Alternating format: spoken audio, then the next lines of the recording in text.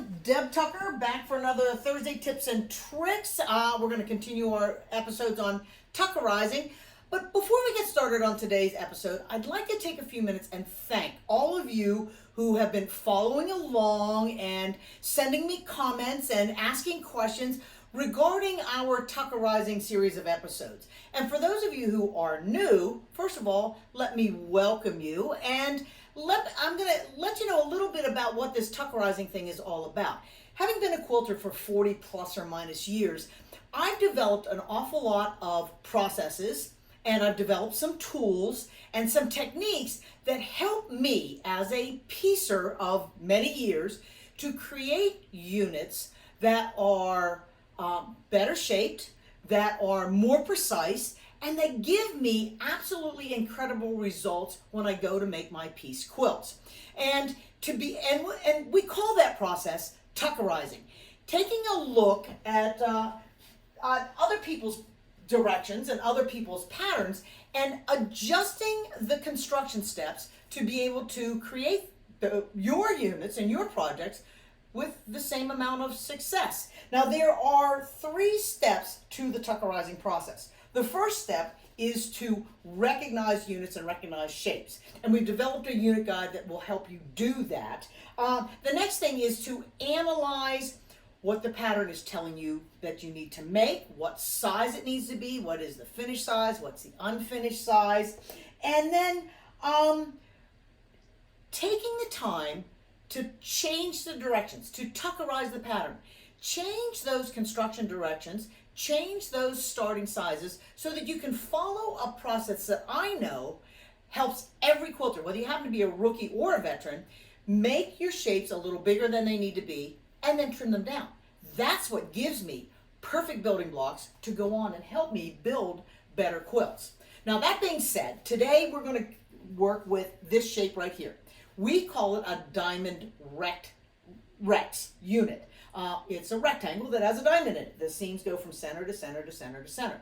It companions in every Storm at Sea quilt with this shape that we talked about the last couple of episodes to create that wavy pattern that you see in Storm at Sea. But it's not just for Storm at Sea, as you can see in some of the projects behind me.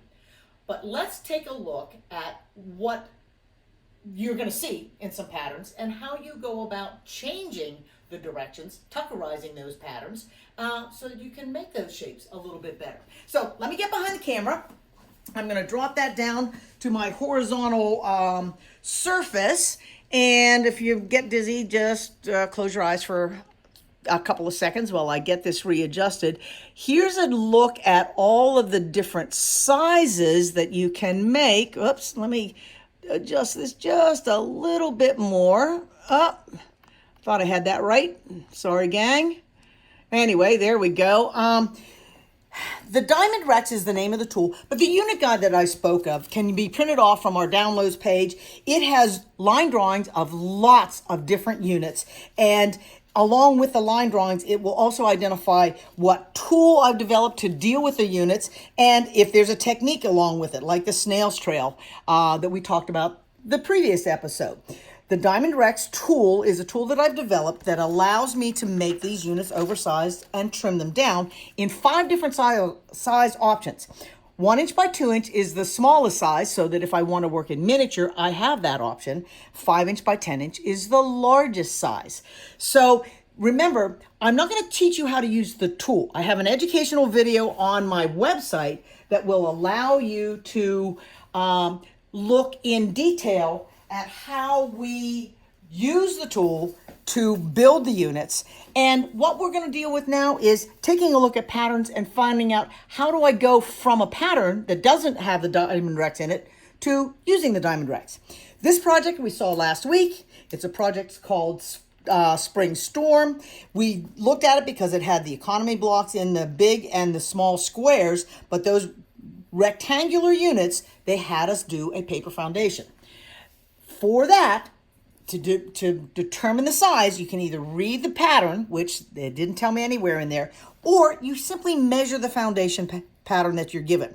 If you measure from edge to edge, you can see that it finishes to 8 inches in that direction. And if you measure from side to side, it finishes in 4 inches in that direction. That's all the information that you need to know to be able to take the Diamond Rects tool and apply it if you wanted to make this particular project. Let's take a look at another pattern that's out there. This is a pattern, great little block. They don't exactly tell me what size these units are. They're pointing me to a foundation, paper foundation pattern. And when I get there, I can see that there are paper foundation piecing for both of the units.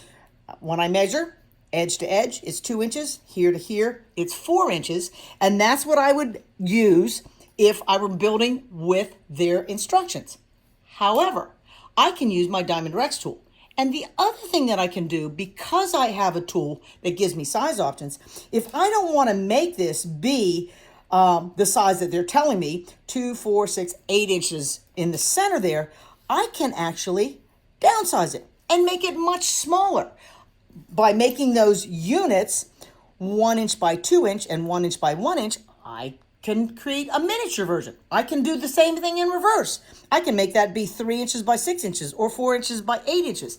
Having tools rather than paper foundation patterns or even a set of templates, which you will find that there are templates and dies out there, but they're limited to just one size. That's not what I build in my tools. I always build different size options. Here's another adorable pattern. Absolutely love this design. Incorporates those Storm at Sea elements.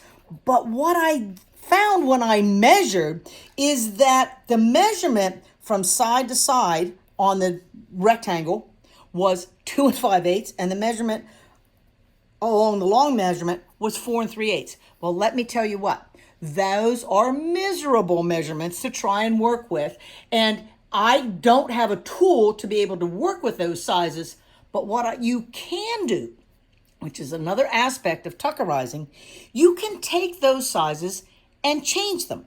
Instead of 2 5/8, maybe I'm going to make that finish to 3 inches by 6 inches. Or take that and change it to be a little bit smaller, 2 inches by 4 inches. Tuckerizing allows you, with the tools that I've developed, to change the sizes to make your life a little bit easier when you go on to build some projects. If you want to make it exactly the same size that they're telling you here, unfortunately, I don't have a tool to deal with those odd sizes. You will have to do those with that paper foundation piecing. Now, this is another method that I found being written to create those diamond rectangle units. And basically what they have you do is a folded corner. They have you cut a base rectangle. That's the unfinished size. So that gives you size options. That's great. But then they tell you what size square to cut by doing some math, and doing some figuring. And then they tell you to draw a line that's in 1/8 of an inch and over half and plus 1/8 of an inch, and draw a line, place the small square on the rectangle, do the stitching, and fold that back into the corner. Well, that is my least favorite method for tackling this unit. One, because it gives me a lot of waste when I trim those units off after they've been folded over. And the other thing is, it leaves me with biased corners there.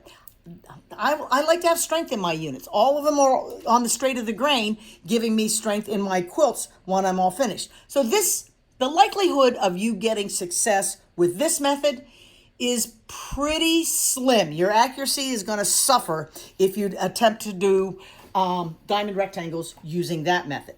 Now, this is another method you'll see fairly frequently. It's where they make the Diamond Rects section, but they make it as 2 squares, and they make it from shapes. Now, we call these V blocks. So they make the squares that look like they have the letter V in it, and then they have you stitch the squares together. One of the issues with this construction technique is that with that extra seam across there, you will have bulk, extra bulk on those intersections when you go to build a Storm at Sea project. Now, I did a pattern where I used that method of 2 V blocks to create the diamonds around the outside edges. My pattern was called Stargate, but I did that before I had the Diamond Rects ruler. And I can guarantee you, If I ever make this project again, I will definitely use the Diamond Recs ruler instead of those V blocks. It's less time involved and it's less bulk, and it's the way to do it if I've got the tool that makes it happen. So again, I'm not going to address how you actually use the tool, but I'm going to address a couple of hints and tips that I give to students who are in classes that might be making these rectangle units. Essentially, the tool has 3 sections to it. It has an angled section with window templates to be able to cut the diamonds a precision size. It has another series of window templates for you to be able to cut side triangles. It gives you rectangle sizes to cut so that when you put the window template on there and cut it, you get those oversized triangles to build your unit. And then it has trim down guidelines because I like to make things oversized. It gives me a little extra wiggle room. And one of the things that I hear comments on is that the sizes that I give you for a 3" by 6" unit, the size that rectangles that I had you cut were 2 3/4 by 4 inches. That size is adequate, but it's not generous. So you only have just a couple of threads around the outside, and there are a number of quilters who would like to have a little bit more wiggle room in that process. Well, that's simple. Take that size that I suggested, 2 3/4 by 4, and add 1/4 inch in both directions. So instead of 2 3/4 inch, make that rectangle 3 inches wide, make it 4 1/4 inches tall. And when I go to place my window template in there for making the cut, instead of placing that right in the corner like you would with the suggested size, nudge it in about 1/8 inch and make your cut along there. That's going to give you triangles that are a little bit larger, give you a little bit more wiggle room so that you can then have extra to trim around the outside and not have to stress so much about the positioning of the shapes. It's just one of the comments that we hear, and that's my suggestion for fixing that issue if that's one that you have. Now, there's a couple of other things that I like to do when I do my Diamond Recs units. And this comes from having made numerous Storm at Sea quilts. One is after I stitch those first 2 triangles on, what I like to do is to check to see how well I did with my 1/4 inch seams. The tool has the trim down sections, and what we have are guidelines. Here, here, here, and here. Those are the guidelines for the 3" by 6". But I'm going to focus on the 2 guidelines, 3 by 6 here and the 3 by 6 here, and place those guidelines on the 2 seams that I've already sewn to see how well they line up. If they line up, I'm good to go and I'm ready to add those next 2 triangles. If they don't line up, that's when I'm going to go back and readjust my 1/4 inch seam just a little bit to give me a slightly better match of those future trim down lines. The other thing that I find myself doing more and more and more is pressing those seams open. You know, that's another reason that I don't use paper foundation patterns very often. They don't give me that option of pressing the seams open. That helps to distribute that bulk around this intersection and this intersection. And one other thing that I like to do, I don't say it in my educational video, is when you add those first 2, you have some extra fabric hanging over, take the time to trim that off. Trim off those dog ears then, so that when you go to add and position your next triangle, it is an easier alignment of those 2 raw edges. So those are the tips that I give to students in my classroom. There's a couple other things I want to just remind you of. First, if you have a pattern that has odd sizes, feel free to change it. Make it bigger, make it smaller, make it more amenable to what you want to end up with. Make sure to watch my educational videos, especially if you have a tool and you haven't used it in a long time. That refresher will get you back on track lickety-split. One of the things that I've been wanting to do, haven't done it yet, is to take those diamonds and do some fussy cutting in there. I think it could be an absolutely spectacular project, and because I have a window template, that's an easy thing to do. Think beyond storm at sea. You know, the very first pattern that I wrote for this is called Sea Glass. And when you look at that pattern, I'll get it in a little bit closer so you can see it just a little bit more. Sea Glass uses those diamond rectangle units and a partial seam to create a block that looks nothing at all like Storm at Sea, but it's a fun project nonetheless. And you know, the last hint on my additional tips is to practice, practice, practice. You know, the more you work with your tools, the more you work with these techniques, the better you will become. And before we leave, I'm going to take a moment and talk to you about some of the quilts that are behind us here. I incorrectly named this one Stormy Stars. This is actually called Smooth Sailing, and it was developed and written by my good friend Pam Goggins, one of our certified instructors. And I like it because of the interesting effect that happens around the edges. These diamond rectangle units have two of the triangles match that border, and that's what gives it that scallopy effect around the outside. I think that's a brilliant idea. This is a project that is called Stormy Stars. I have a pattern written for this, but I wrote that, or designed that quilt for my good friend Marie Bostwick. When she wrote the book called Promise Girls, she suggested doing something along this line. And so I have a free project available to you. I think it's with paper foundation piecing, but you can tuckerize that pattern. But this is on Marie's website. If you go to Marie Bostwick and look up Marie Bostwick quilts, you can find the directions for how to make this single block wall hanging of the Stormy Stars quilt. The projects that you see in the middle, these are table runners. They were published in Fawns and Porter magazine. They are made from 2.5-inch pre-cut strips, plus a background, one on a dark background, one on a light background. And this big quilt that's behind me is called Arizona Highlands. And if you notice, I use those Diamond Rects. First of all, they're big. I don't want to make a big quilt with miniatures. I use 4-inch by 8-inch, use them in the border to create that, use them in the center to create those interesting blocks. And you know, having access to tools is so much better than purchasing a set of templates every time you need to use a different size. All of these are different sizes in these samples right here. So think about that. The time that you invest, the money that you invest in your tools are never going to be wasted. It opens up all kinds of opportunities to make all kinds of different projects and to tuckerize some of those really difficult instructions and eliminate that paper foundation piecing if you're like me and hate to remove all that paper at the end. Think about it.